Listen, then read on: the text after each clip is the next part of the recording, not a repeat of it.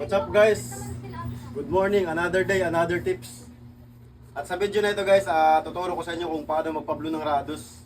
So dun sa mga nagre-request kung paano ito gawing blue, panoorin nyo.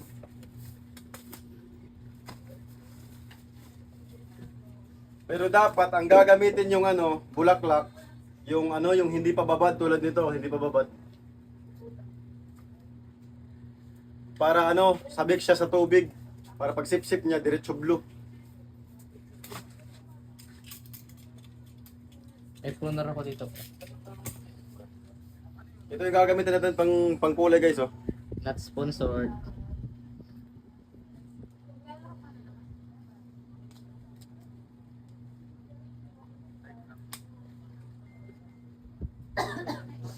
Powder lang siya guys. Tapos yung tubig, gantong timba, hanggang dito lang yung tubig.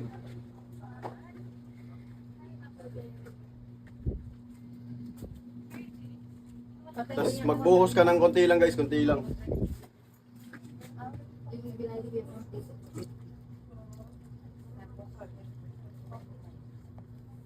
Yan, pwede na yan. Tapos haluin natin ngayon.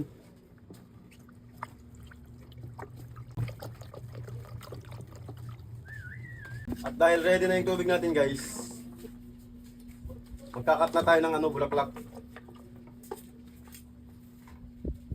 Ang pagkaputol pala guys, paslan. Ganito.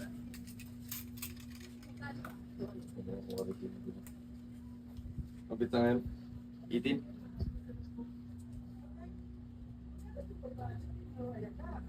Ganyan para mabilis makasipsip. Babad natin siya ngayon. Hanggang dyan lang ang tubig guys, ganito. Hanggang ganyan lang ang tubig, o ganyan na.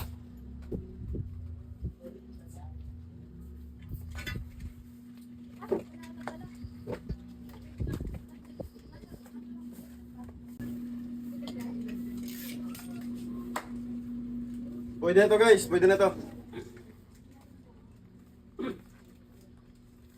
At itatabi natin siya lang isang oras guys dito. Dito na lang dito.